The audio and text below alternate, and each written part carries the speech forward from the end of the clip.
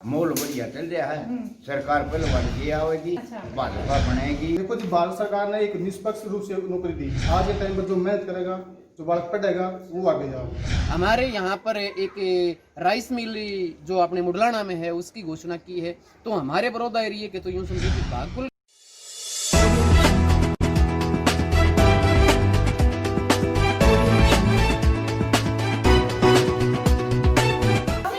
माहौल चल रहा है, आपकी बार किसकी सरकार होगी? माहौल बढ़िया चल रहा है। सरकार पहलवान की आवेगी, भाजपा बनेगी।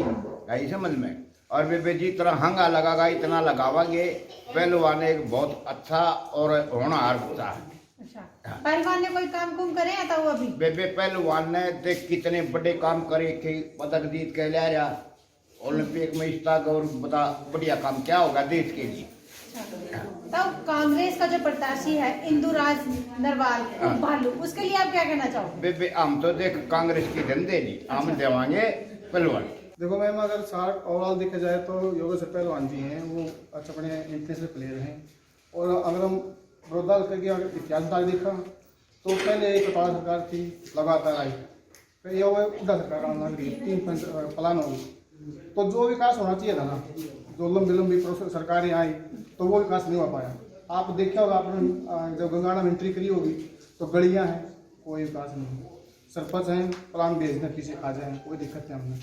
तो मेन चीज़ के है, एक पहलवान है, जमीन से जुड़ा हुआ आदमी है, ग्रामीण है, पहलवान है, और अपने खिलाड़ी बात सुनेगा। दो बात, पहली बात है अपने स्पोर्ट्स की। जो आम जो खिलाड़ी हैं वो गाँव तो उभरे हैं, शहर आ जावा हाँ तो फैकल्टी उपलब्ध है, लेकिन जो ग्रामीण एरिया के जो बच्चे हैं उन्हें फैकल्टी मिलेगी। जो अपने अकेडमी खोल रखी है तो उन्हें और भी प्रोत्साहन मिलेगा। और बड़ौदा का जो विकास है शायद पहलवान के अलावा कोई नहीं कर पाएगा। नौकरियों की बात की जाए तो क्या भाजपा सरकार में नौकरियां लगी हैं? देखो जी, भारत सरकार ने एक निष्पक्ष रूप से नौकरी दी है। पहले क्या था कि भ्रष्टाचार इतना फैला हुआ था कि गरीब आदमी नौकरी पाने के लिए वंचित रह जाता। आज के टाइम पर जो मेहनत करेगा, जो बालक पढ़ेगा, वो आगे जाएगा। बल्कि जो करप्शन है वो मैं कह सकता हूँ कि 70-80% कम हुआ है। आपके गांव में से भी कोई नौकरी लगा? यस मैम, बहुत सारे जो डी ग्रुप के हैं और एक अपने जेबीटी भी लगे हैं। और मैं जो डी ग्रुप के ऐसे बच्चे लगे हैं जो गरीब बच्चे थे और बिल्कुल बिना पढ़े लिखे और बिना पैसे दिए हुए, और वो आज के टाइम पे अच्छे मुकाम पे, अच्छे डिपार्टमेंट में है।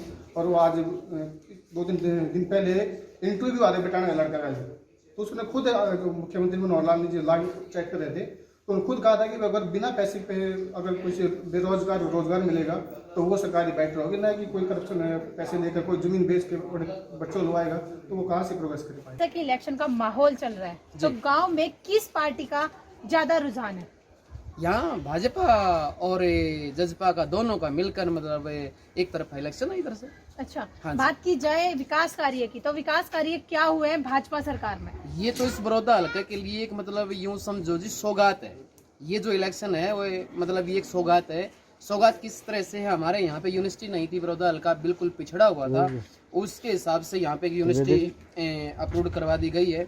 जनता के संस्था थी, उसको यूनिवर्सिटी बना दिया गया है। 2 कॉलेज आगे हैं, महिला कॉलेज 2 आगे हैं, एक बड़ौदा गांव में आ गया है, एक भैंसवाड़ गांव में आ गया है।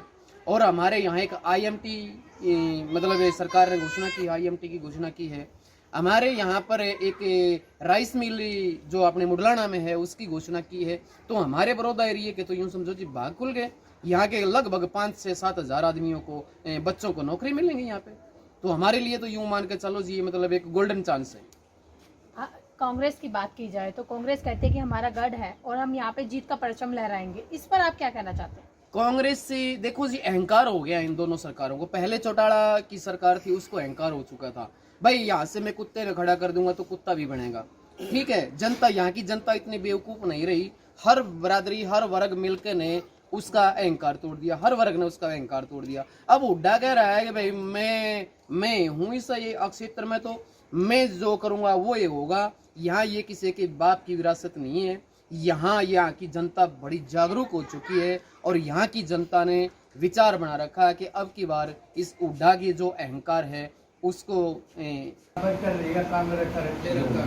अच्छा, तो वोट किसको दोगे आप? वोट जाएंगे किसकी पहलवानी की पहलवान की वोट क्यों दोगे आप? हैं? क्यों दोगे? हम लोग जाएंगे हमारा कम काम शुरू कर देंगे क्या काम कराए हैं पहलवान? हमारे सारे का लागे भी दौड़ खुलेंगे इनके नारे खुलेंगे रोड बड़े बाजा के काम बड़ा लागे नहीं पहले हमने को कुछ कह नहीं था पहलवान को वोट देकर अगर वो जीत जाते हैं तो आपको क्या लगता है वो आपकी उम्मीदों पे खरा उतरेंगे? जो है आपको तो भगवान ने दिया ठीक है और की वो सलाम होती है और उसकी बजाय 5 आदमी बदलेगा तो वो उसकी मर्जी हमारा जो कर्म है ना वोट देकर ऊंचे ठान का ऊंचे ठाएंगे अपने भाई 10 साल कांग्रेस ने कोई विकास कार्य नहीं किया? ना कुछ नहीं करे यार करिया और देखा तो भगवान का करिया गए भी और हमारा बस कहीं भाई अब तो गांव में क्या माहौल देखने को मिल रहा है? मैम गांव में माहौल न किसी पार्टी का है न किसी दूसरे का है। गांव में माहौल है सिर्फ और सिर्फ योगेश्वर दत्त का। योगेश्वर दत्त का क्यों है माहौल? जी मैं ये नहीं कहना चाहूँगा कि बीजेपी का है, मैंने कहा योगेश्वर दत्त का। वो यूँ है उनकी साफ छवि, उनका नेक काम, जैसा कि उन्होंने पूरे दुनिया में अंतर्राष्ट्रीय स्तर प्रदेश का, हरियाणा का, भैंसवाल गांव का, बड़ौदा हल्के का नाम किया है। और अब हमें उम्मीद है कि वो बड़ौदा हल्के का एमएलए इलेक्ट होंगे और उसके बाद वो विधानसभा में जा करके हमारे जो बड़ौदा हल्का है उसके विकास को एक नई ऊंचाई की ओर ले जाएंगे। युवाओं के लिए क्या किया है योगेश्वर? जी योगेश्वर दत्त को आपको पता होगा कि राजनीति में आए अभी 1 साल हुआ है बस, और युवाओं के लिए उन्होंने अकेडमी खोल की जिसमें वो फ्री कोचिंग देते हैं रेसलिंग की। As you know he the wrestler, international wrestler. तो मैम उन्होंने युवाओं को आगे बढ़ाने के लिए फ्री ऑफ कॉस्ट अकेडमी खोल रखी है। अब देखो आज जब इतनी महंगाई का दौर है तो उसमें फ्री ऑफ कॉस्ट एक अकेडमी खोलना जिसमें इसी बड़ौदे हल्के से या फिर जो बाहर से भी पूरे हरियाणा से युवा जो पहलवान आएंगे उनको वो कोचिंग देते हैं, उनको वो अंतर्राष्ट्रीय स्तर के लिए तैयार करते हैं। बात की जाए नौकरियों की, क्या इस सरकार में नौकरियां लगी हैं?